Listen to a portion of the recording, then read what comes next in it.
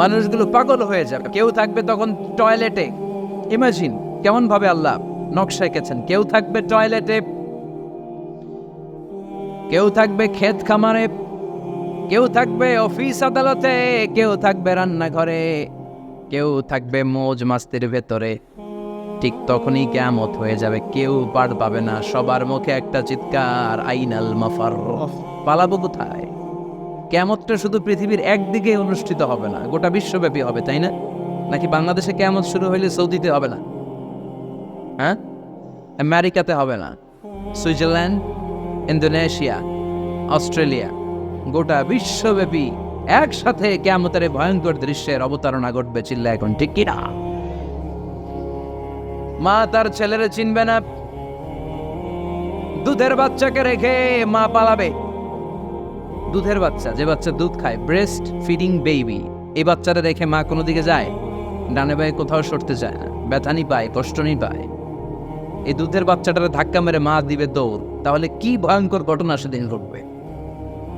3 মাসের 4 মাসের পেটের ভেতরে অপরিপক্ক বাচ্চা, এখনো পরিপূর্ণ হয় নাই, হাত পা ভালোভাবে গজায় নাই, ছোট্ট একটা গোশতের টুকরা।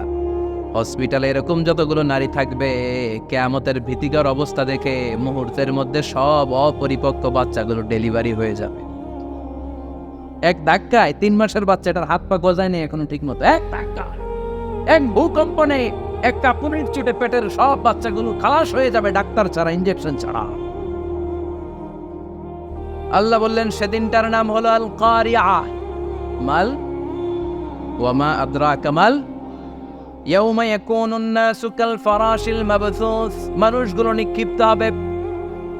ওয়া তাকুনুল জিবালু কাল আহিনিল মানফুশ, পাহাড়গুলো তুলার মতো ধ্বনিত হতে থাকবে। এখন উপরের দিকে তাকালে কি সুন্দর নীল আকাশ দেখা যায়, সেদিনে আকাশও থাকবে না। ইয়াউমিন নাতবিস সামাআ কা তায়্যি সিজিল্লি লিল কুতুব, কাগজের পৃষ্ঠা যেমনি তোমরা ভাঙো, কাগজ যেমনি হাতের মুঠোয় নিয়ে তোমরা গুটিয়ে ফেলো, সেদিন এই বিশাল 7 আকাশটারও হাতের মুঠোয় নিয়ে গুটিয়ে ফেলবে কে? আপনি কি কল্পনা করতে পারেন এই দৃশ্যপট যখন ঘটবে গোটা বিশ্বব্যাপী কি মেসাকার হবে? স্যাটেলাইট চ্যানেলগুলো ভেঙে দুমড়ে মুচড়ে পড়বে, পৃথিবীর যত বড় বড় টাওয়ারগুলো আছে ভেঙে আবাসিক এলাকার উপর পড়বে, পাহাড়গুলো ভেঙে খান খান, সাগরের পানির ভেতরে দাউ দাউ করে আগুন জ্বলবে। বুর্জ আল খলিফা, পৃথিবীর সবচেয়ে উঁচু টাওয়ার, ওটার তো কিছু হবে না। ওই দিন কি হবে?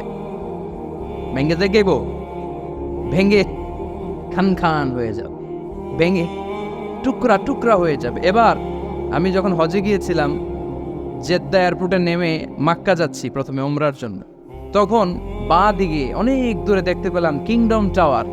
এটার কাজ চলতেছে, আগামী বছর, এই বছর অথবা আগামী বছর এটার খুলে দিবে। এটা বুর্জ আল খলিফা থেকে আরো উঁচু। বুর্জ আল খলিফা 818 মিটার উঁচু, আর এই কিংডম টাওয়ার 1000 মিটার উঁচু, মানে 1 কিলোমিটার উঁচু। কিয়ামতের ওই ঝাঁকুনি আর ভূমিকম্পের সময় এগুলো টিকবে একটাও? আরো যে টাওয়ারগুলো আছে, Shanghai tower, Taipei 101, Petronas twin tower, বাংলাদেশের 40, 50, 60 তলাগুলা টিকবে? আমাদের কুমিল্লা শহর তো এখন টাওয়ারের শহর হয়ে গেছে। একটা বড় ছাদের উপর থেকে কুমিল্লা শহরের দিকে তাকালে এটা কি কুমিল্লা না উত্তরা বোঝাই যায় না। এই টাওয়ারগুলো একটাও টিকবে? আওয়াজ করে বলেন টিকবে? সে কথাই আল্লাহ বললেন আল কারিআতু মাল কারিআতু ওয়া মা আদরাকা মাল কারিআ ইয়াউমা ইয়াকুনুন নাসু কাল ফারাশিল মাবথুস ওয়া তাকুনুল জিবালু কাল আহিনিল মানফুশ। কি দৃশ্য আল্লাহ আঁকলেন!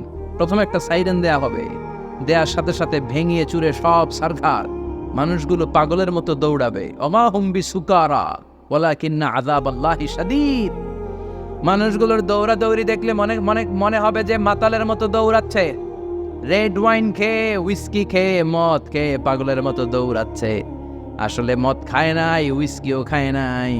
সেদিন আল্লাহর আযাব এত ভয়ঙ্কর হবে, মানুষগুলো সব হয়রান হয়ে যাবে, মানুষগুলো পাগলের মতো দৌড়াবে।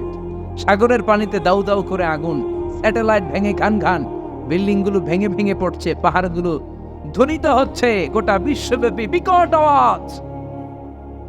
পৃথিবীর যখন ঠিক এইরকম অবস্থা, আল্লাহ তাআলা ইসরাফিলকে বলবে, ইসরাফিল 3টা ফুৎকার যা দেওয়ার জন্য তোকে তৈরি করেছি, এবার দ্বিতীয় ফুৎকারটা দে। তাকে ফুৎকার দিতে হবে মোট কয়টা? আরো জোরে বলেন। সে কেবল একটা দিয়েছে, এবার দ্বিতীয় ফুৎকার দিবে। দ্বিতীয় ফুৎকার যখন সে দিবে, মুহূর্তের মধ্যে পৃথিবীর মধ্যে যত মানুষ আছে সবগুলো মরতে শুরু করবে, একটার পর একটা মালাকুল মাউত রুহু কবজ করতে শুরু করবে। মরবেন না শুধু একজন, চিল্লায় বলেন তিনি কে?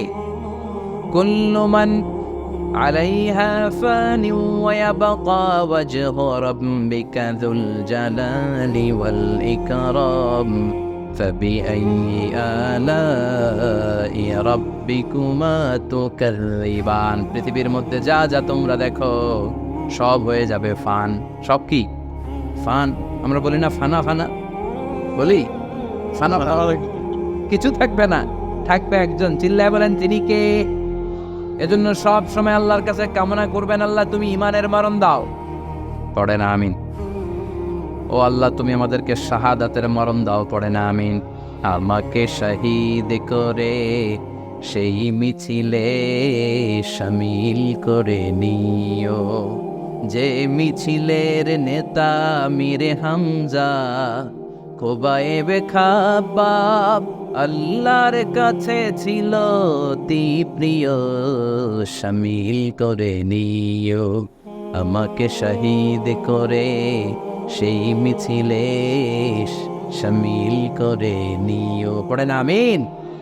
বিশ্বনবী বলেন, শাহাদাতের তামান্না নিয়ে যদি, অন্তরের শাহাদাতের ইচ্ছা নিয়ে যদি, শাহাদাতের তামান্না নিয়ে যদি কেউ বিছানার মধ্যে ডায়রিয়া রোগে আক্রান্ত হয়েও মারা যায়, হার্ট অ্যাটাক করেও মারা যায়, স্ট্রোক করেও যদি মারা যায়, কিন্তু অন্তরে যদি শাহাদাতের তামান্না থাকে, কিয়ামতের ময়দানে শহীদদের সাথে তারে দাঁড় করাবে কে? ঈমানের পথে অবিচল থেকে আমার মরণ যেন হয়। পড়েন আমিন।